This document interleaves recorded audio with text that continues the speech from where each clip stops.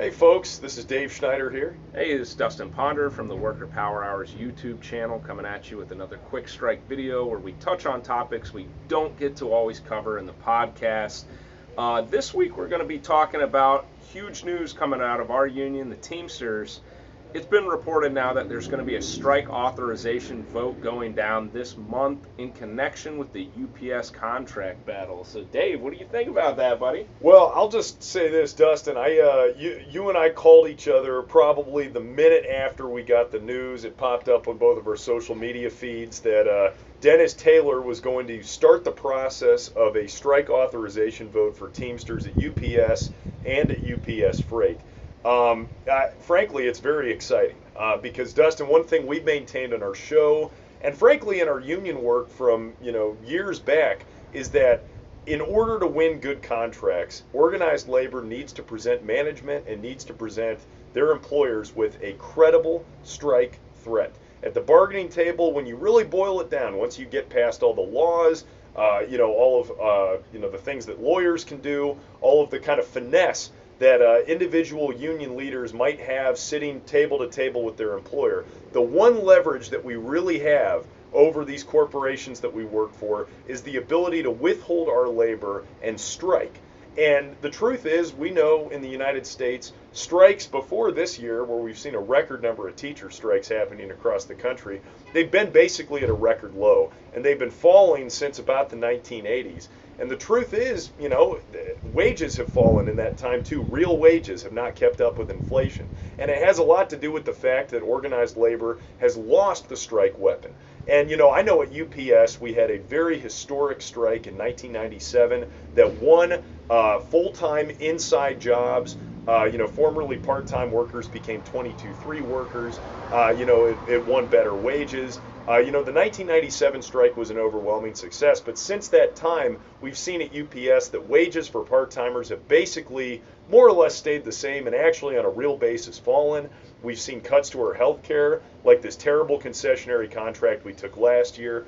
And, I'm very optimistic in some ways, not so much over what our negotiators at the table can do, because, in fact, Dustin, we're going to talk for a second about that, kind of the status of negotiations. But what I am enthusiastic about is the opportunity for rank and file UPS Teamsters across this country to make their opinions known and to vote yes on strike authorization. I think that this is an important step for us in, fighting for a good contract and trying to win a better life for ourselves and our families.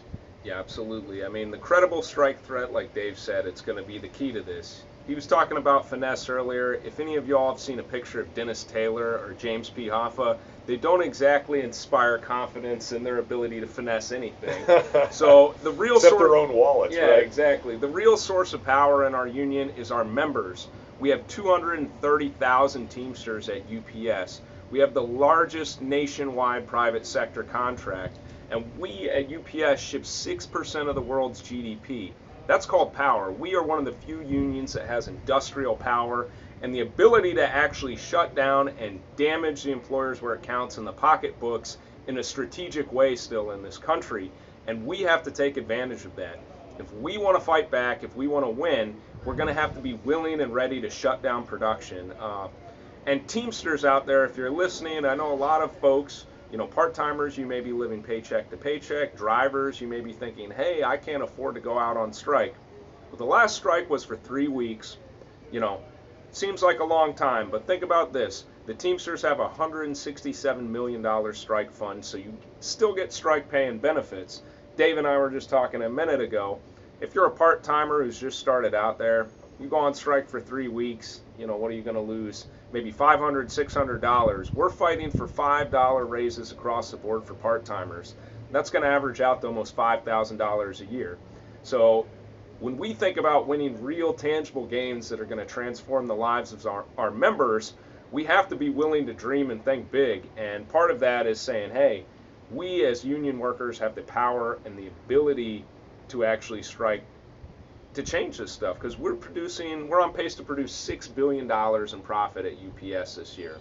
It's pretty substantial. It really is. I mean, peak season, if you think about it at UPS, for my Teamsters out there, you guys know, it's probably just from like a human engineering perspective, one of the most impressive feats. And it's something that we as workers carry out every year. It's not these managers, it's not corporate America, it's not these scumbags on Wall Street. We're the ones who actually made $4.9 billion in profit last year for UPS. That's after, you pay the lights, after you pay wages and benefits, after you replace broken equipment. $4.9 billion in profits. And yet right now, I'm just going to tell you all at the bargaining table, UPS is demanding concessions from us. Now, this really isn't that surprising. Back in 2013, UPS demanded and in fact got passed because of sellout union leadership from Ken Hall and James Hoffa Jr.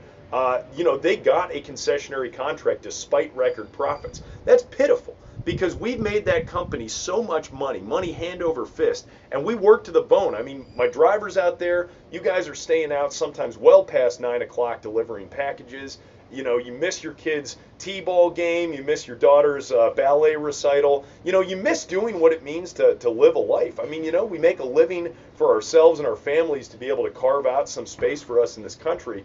And yet, if you don't have time to enjoy it, you don't have time to actually do the things that really matter. I mean, what are you really doing? UPS is demanding that drivers work 70-hour weeks. Can you afford to do that? I mean, obviously you can make the money, but can you afford to get back those moments that are gone, as a result of that? We all know how peak season was last year.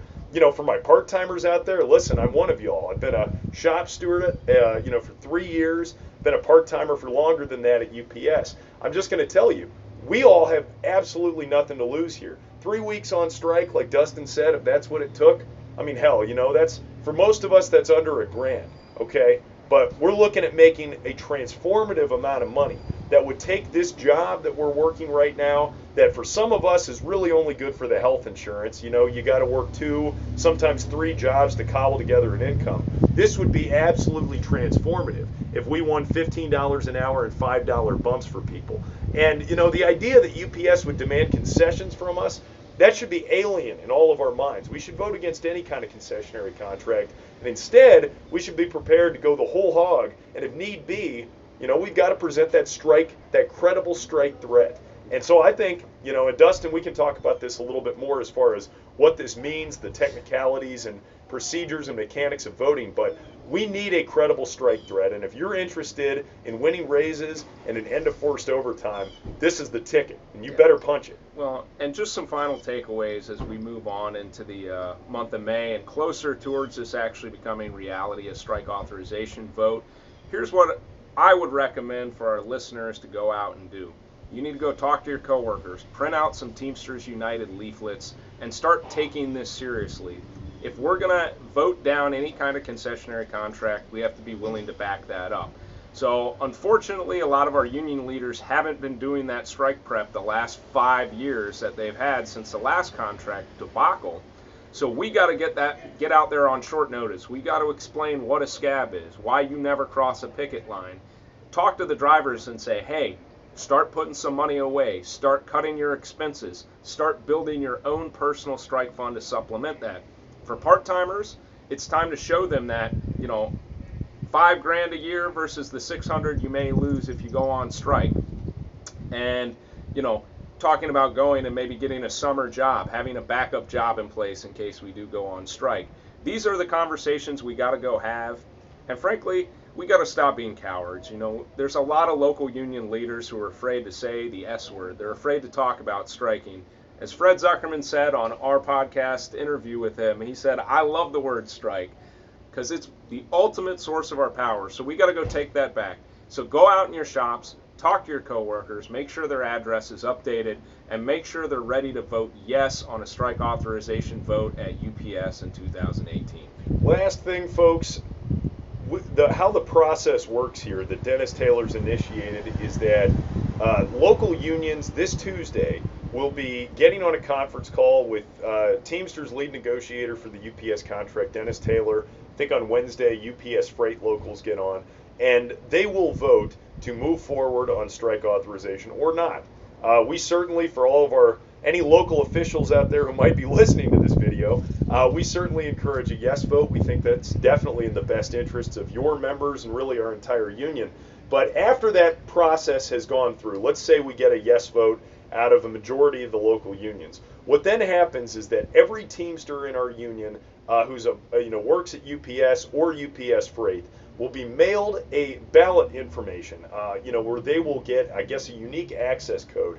There's been a lot of talk about this, about voting online. I'll be honest with you, I'm a little skeptical of it, especially with some of the news we've seen about, elections and hacking and people's information being secure. But here's the reality of the fact is that you really have nothing to lose. I mean, what we absolutely need more than anything is strike authorization that gives us that credible strike threat at the bargaining table. I want you all to remember this and talk to your your coworkers, and if you're a steward or an officer, talk to your members about this. Every yes vote for strike authorization is going to strengthen the union's hand at the bargaining table. Every yes vote is one Teamster that's saying, I will not cross a picket line and I'm prepared to go the entire way in order to get a better life for me and my family. So it's important to get active, like Dustin said. Go get your Teamsters United flyers. Go out and start talking to your coworkers. Hit the gates. Have some of these difficult conversations. And if you can, set some money aside, because the truth of the matter is, if you file a grievance on supervisors working and you get some money from that, that could be money that you set aside for a strike fund. And if we are on strike for later this year or next, that money could make a real big difference. I'm filing almost $1,200 in supervisors working just from last week on Monday. So go out there, build your own personal strike fund. We put a video up for you about just how to do that alone, so go check that one out as well. All right, folks. Well, listen, we are going to be covering this on the main Worker Power Hour podcast. Of course, as always, I got to plug, make sure to subscribe on iTunes, the Google Play Music Store, or most podcasting apps. Leave us a review if you get a chance. Make sure to hit subscribe here on this YouTube channel. We're going to try and get some more content out to you each week. But with that, we hope you all have a great work week. Union Power. Union Power.